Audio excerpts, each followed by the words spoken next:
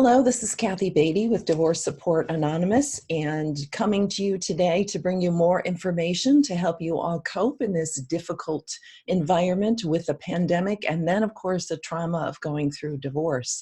So I like to reach out to some of the experts in my area here to shed some light on how you can be helped and given information and help as you go through not only the divorce, but now we're here in the pandemic. So I want to introduce you to a local therapist, Nick Lang, who is a therapist at Lifeology, which is a group of counselors, some of my favorite people. And Nick has a dual license as a counselor and a marriage and family therapist. He is working, as I stated, at Lifeology Counseling in Grand Rapids. He works with individuals and couples, specializing in working with couples going through infidelity. So he handles the heavy stuff. Good morning, Nick. Hey, thanks for having me.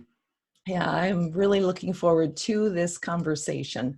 So let's get started about the topic. And I'm referring to an article that you wrote about 6 tips on reducing stress, because right now we are living close and abuse is on the rise, alcohol and drug use is on the rise. We need some real coping skills right now. I'm sure you would agree to that with all that you see in your practice. For sure, for sure. So I'd like, in referring to that article, I know our listeners are going to gain a lot of further discussion on these tips. But first, before we jump into those 6 tips, I want to talk about conversation with your former spouse. Now, the folks in my group, I always instruct, you know what? Do not have emotional conversation any longer. Stick to the facts if you must, such as I'll pick up Johnny 3 o'clock at the front door, period. Mm-hmm. Because there's nothing good to be gained out of having those deep emotional conversations at this point. So what other tips can you give us to help us in communication with our former spouse? I think having those personal boundaries of like what your expectation is for the conversation when you're going into that is really key, because trying to go into it and trying to keep score with each other is not going to help. And it's easy to get sucked into that, I'm sure, but it just does not help. So especially if you're dealing with like co-parenting, you know, the conversation should be straight to the point of like, hey, here's what I know. Here's what they've stated they needed. Here's what I'm looking out for. What do you need from me? Or when are we going to touch base again? And leave it at that. You don't need to do anything more than that. I appreciate that. Appreciate that confirmation, and also that additional of what the expectations and why you're having the conversation. That's an Mm-hmm. important reason why you go to therapy and also to a support group, is because you don't take that need any longer to your former spouse. I think that's pretty key. Yeah. It's really hard to work on that angle of not taking responsibility for other people's actions and other people's emotions. And when you can find out how to own what you actually should own and nothing more, life can feel a lot more free. Good old boundaries, right? Okay, so let's speak to the home situation. There are a lot of single parents out there with teenagers and small children, and quite honestly, they're getting run over because they're really tired. I can relate to this. I know many parents out there, they're weary. They're having to maintain the household, they're having to teach the children. Um, and I know that these days are going to pass, and we're going to want to look back and say, you know what? There were some good times. It was hard, but there were some good memories. So because they're tired and stressed, we're short-tempered, right? I'm sure you see this. Um, so help us. One of the tips that you have is starting a soft conversation. So help us how we start a soft conversation, especially when we're having those repeated conversations, like doing the homework or picking up after yourself, doing the dishes. How do we start those soft conversations? Mm-hmm. And I know you said that you like to emphasize the self-care aspect, and that's really where this all starts. Like that is probably the most proactive thing you can do is self-care, because if you're taking care of that and you're taking care of yourself, it makes it a lot easier going into those frustrating moments to let that stuff bounce off of you rather than you absorbing it.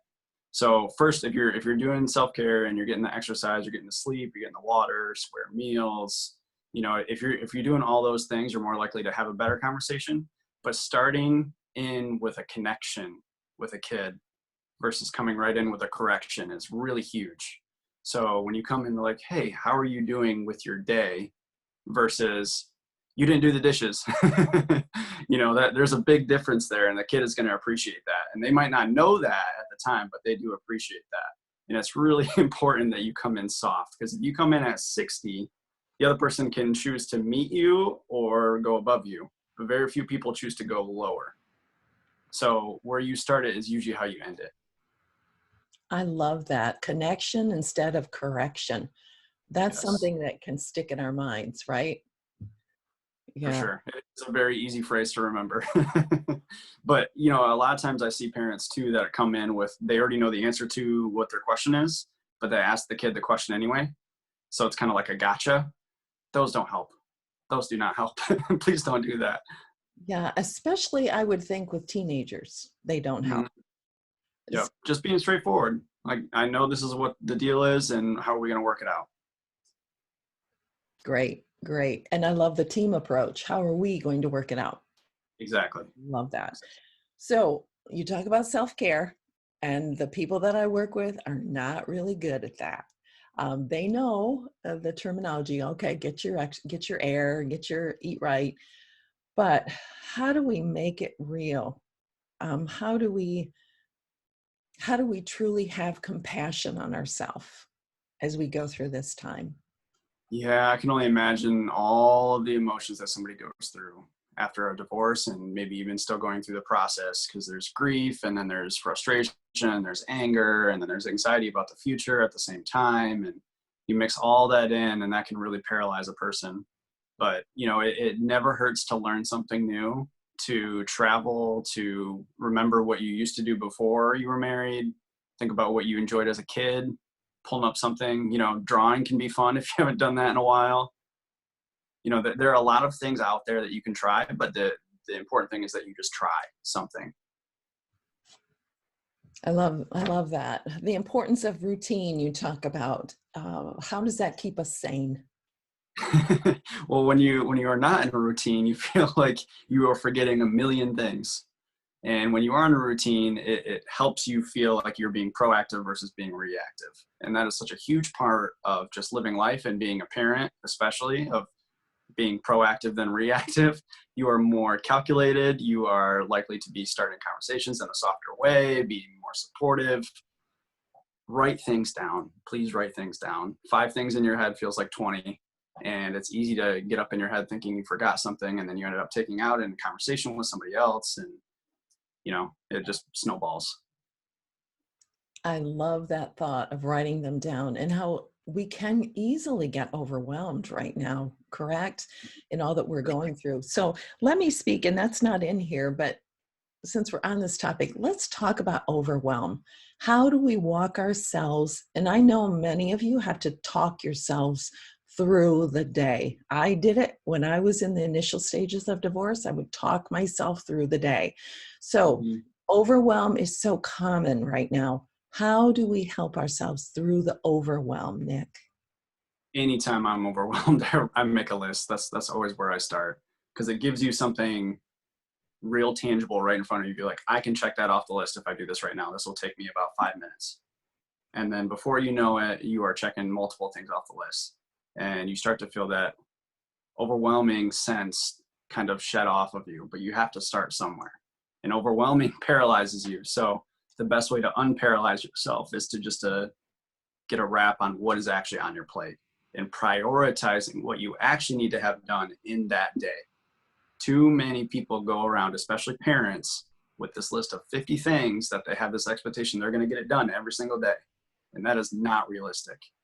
And then what ends up happening is they end up beating themselves up for not doing it. Oh, you live inside so many people's heads. So true. That is so true. So you're saying make a list, and that's worth being worth repeating. You're going to make that list and you're going to prioritize it. And you're not going to try to settle and resolve 50 things at once. You're going to back up. And I always say, if you look too far down the road, it will paralyze you and it will overwhelm you. So I love that. The simplicity, you can do that realistically. It's so realistic.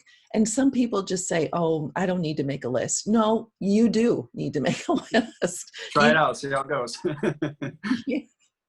Yeah, it will cost you nothing. Piece of paper, a little ink. And so I love that you state that, Nick. That's so, so helpful. It's way better to have started with 3 things on your list and to have checked off those 3 things and then to add into it one by one. Because then you already feel like I got the 3 things that I needed to prioritize today done. So the rest is just awesome. Yeah, I love that. It's so real. It's so real and so good. Okay, so let's step into, and I'm thinking teenagers here. It could be with smaller children too, but you have an argument between 2 people. So how do you stop it when things are escalating? How do we curtail the need to say the final word and to throw the last bomb? And I know this is true of parents. It's true of teenagers. How do we take control of those situations? So there's a different answer for every situation. There's no right answer in how to do it because everybody has their own ways of how they function and what makes them triggered and what doesn't and what calms them down. You know, like when you're talking with parents and kids, a big thing that parents have to remember is that every behavior is an attempt to meet a need. So if a kid is trying to pick an argument with you, what is the need that they're trying to get at there? Are they trying to get their way?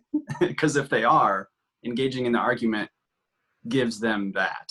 So you have to watch when you are engaging in an argument versus just listening and being like, that's really tough. I'm sorry.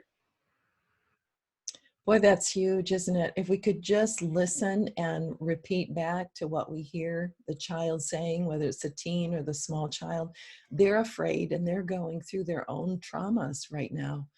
And boy, For sure. if we could just be better listeners, I think it would solve a lot of issues, don't you? Yeah, it's definitely easier said than done, and it's a hard skill to learn. But once you figure it out, it's really empowering because over time, a kid is eventually going to learn. They don't need to try to fight with a parent because they already know, like, okay, this is what's going to happen. I'm going to bring this. I'm going to try to pick a fight, and then my mom's going to say, "Oh, I'm sorry. That's really hard. Anything I can do for you?" And then they're not going to get that argument that they were seeking out. So over time, they eventually learn, like, okay, this isn't going to happen. What I'm actually going to get is support. Wow. Yeah, they're armed and loaded to come at you, but it doesn't happen if you don't do the dance, right? Right. Consistency is so huge and it's really hard. It's really, really hard. I love that you said that because I say that to a lot of parents, especially if the other parent is acting out. And it's like, boy, if you can just be that consistent parent along this journey, your kids are going to benefit so greatly. Love that. The routine stuff too, because it's all about consistency. If you have some kind of sense of structure, it provides a safety net because you know, like I can depend on lunch at noon or I can depend on dinner at 5:30 every single day and we're going to be all together. It doesn't have to be completely structured, but it's still routine is really important. That's profound. And I hope the listeners are really paying attention to that. That is a way that you can manage the stress of your day and your life. So I love that. Number 5, your tip, which I will post this beneath this interview so you can review this really well-written document. How important is it to check in with each other through the day? And how can we do that? What are some ways we can do that? Especially with couples, it is so important throughout the day to be checking in with your partner because what ends up happening is the stresses of the day pile up and then it ends up coming out in a weird word vomity way. And that can be instigating defensiveness, that can instigate an argument. You know, So when you are checking in with your people, let me hold you right here. So Mhm. when we don't have a partner in the house, we're going to lash out at other people within the home, correct? For sure. For sure. So when you don't have a partner, and you're talking about like I'm a single parent and I'm trying to keep my kids on task when they're at home and I have to leave the house for work or go to the store or whatever, it's important to also be checking in with them to make sure that everybody's needs are being met and also everybody's on the same page. You know, if you're not on the same page, it typically results in an argument because everybody's got their own expectations for how the day is supposed to go. But if you check in and get on the same page of like, this is what the day is going to look like, it changes everything because everybody's operating with the same goals in mind. Or at least it's communication so we know where other people are coming from too, right? Yes, for sure. To know everybody's angles of like, I wanted this for this day for this reason. Love it, love it, love it. So how do you promote flexibility without the kids feeling they don't have to have structure? I'm not This sure is what a fun one. yes. How do you promote? So like I said before, like being proactive versus reactive is huge, absolutely huge. When you add in the kids into that decision-making process for what the day looks like, it can make them feel like they have a sense of control. And there's enough moving parts in life. So when you can add in this, like, hey, we can do this or we can do this, even if it is just two options for dinner, or even if it is just like, okay, here are my rules. You have to at least do these 3 chores before you play video games or whatever it is. Having some sense of structure and repeatability helps a kid feel safe, even if they advocate for like, I don't want to do chores ever, I don't want to do dishes, I don't want to do homework, I don't want to do anything. They will function better if they have some sense of routine. So if their boyfriend breaks up with your daughter or something, like there's a difference between like giving flexibility for a one-off situation than them just having a bad day and trying to use that as an excuse to get out of a chore. So it's important to find those moments where it's like, okay, this is a one-off, I can give them a break, versus, okay, this is them just trying to get out of it. I love that. I love that. It's such healthy parenting techniques that you're giving to us right now, Nick, and I really appreciate that. Some of us didn't come from healthy families, and we had to learn on our own how to become a healthy parent. So these Mhm. are such great tips. So talk to us about any final thoughts that you have to help us get through these tough quarantine times. There are a ton of online ways that you can connect with your community. And this is the time of our lives where we have been robbed of that sense of community. It is vitally important to keep touch with those who you care about. Vitally important. You have no idea who needs that time. You could be making a huge impact on somebody else. They could end up making a huge impact on you from a random call, a random FaceTime, playing a random game together online. There are tons of ways to connect, and it's really important that you make a priority through all of this chaos that we're going through right I couldn't agree more. Wonderful, wonderfully stated. Nick, how can people get a hold of you? And let me ask first, um, and I will post your information below this interview as well, but do you accept insurances and do you accept do you do telehealth? We do indeed do telehealth. We had some reservations at first, but it's actually really easy. You forget that you're even doing it within the first couple of minutes because you're just locked into having a conversation with somebody else. Our website is wefixbrains.com. People can feel free to email us any random questions. We have our Facebook pages. We take Blue Cross, Blue Care Network, ASR. Some people also take some different insurances as well, and we're working on getting paneled with some more as well. So there are a lot of things out there, but it's really important that if you feel like you need to talk to somebody, that you at least ask some questions. Talk to somebody who's been to a counselor or seen somebody for a while. What was your experience like? What did you get out of it? Even just to start there is a really, really important part. Totally. Thank you, Nick Lang from Lifeology, for giving us these tips and also helpful information to guard us and guide us through these next few weeks, however long this pandemic lasts. But I would encourage you as a family, just as a single family, still a family, and just to use this time remembering these kids are going to grow, they're going to go, and they will look back at these quarantine time, and you can really make it memorable for them forever in their hearts that this time was spent in a loving, structured, safe environment. So Even if they don't say it, they do appreciate the effort. Kids always appreciate the effort. In the moment that you stop giving the effort, they will notice. I love that. So don't give up. And could you speak to that further, Nick? I know we're wrapping up, but speak to that further about we don't have to be perfect as parents. And so many of us think, oh, we have to do it perfectly. No, we don't. Again, that consistency. And as you were stating, those attempts. A lot of parents have this fear of not being the best parent they can be. And in order to get that validation, they expect to hear from their parents or other people who are seeing them be a parent, or the kids themselves, of like, you're doing a good job. And there are tons of moments where you're just not going to hear that ever. But you have to know that the kids do appreciate it more than you know. And like you said, like, they're going to look back and be like, I remember when we had spaghetti Thursdays or whatever it is. I'll always remember that. That was such a good time. I want to do that with my family too. I love that. What a great note to end on. Thank you, Nick Lang, for your information. No problem. Thanks for having me on. You bet.